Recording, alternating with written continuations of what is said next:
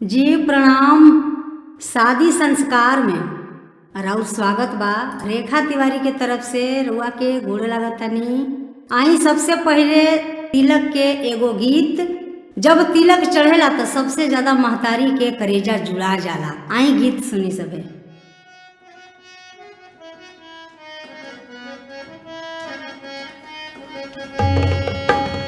गाई के गोबर से अंगना लिपायो रघुनंदन हरि। गाई के गोबर से अंगना लिपायो रघुनंदन हरि। गजमोती चौका पुरायो सुनहो शिवा शंकर हरि। गजमोती चौका पुरायो सुनहो शिवा शंकर हरि। गाय के गोबर से अंगना लिपायो रघुनंदन हरि। गाय के गोबर से अंगना लिपायो रघुनंदन हरि।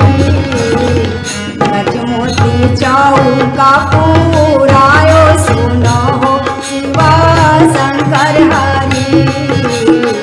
गजमोती चौका पुरायो सुनहो शिवा शंकर हरि।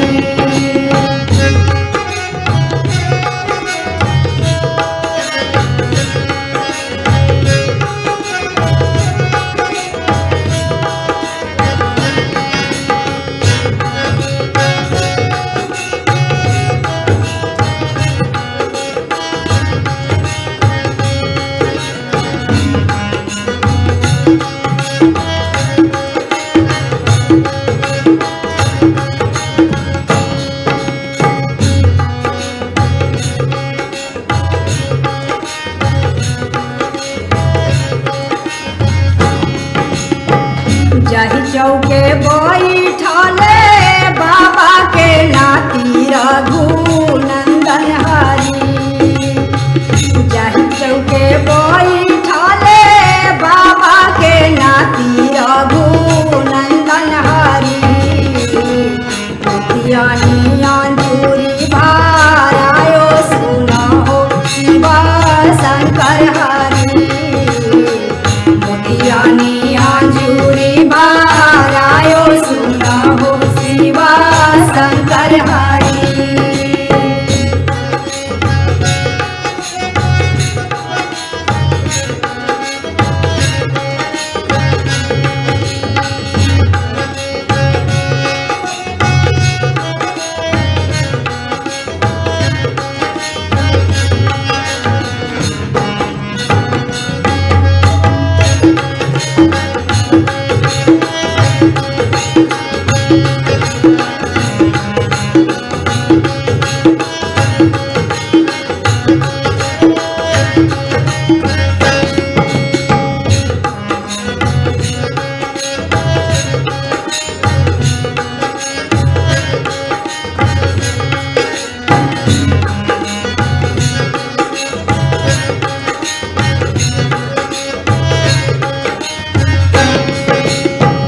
चौका से उठ बाबू सिरवा झुकई रघुनंदन हरि।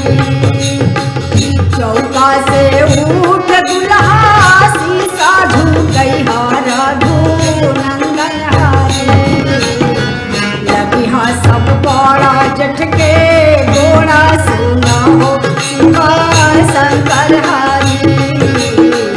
लगिहा सब बड़ा जठ के गोड़ा सुनहो शिवा शंकर हरि।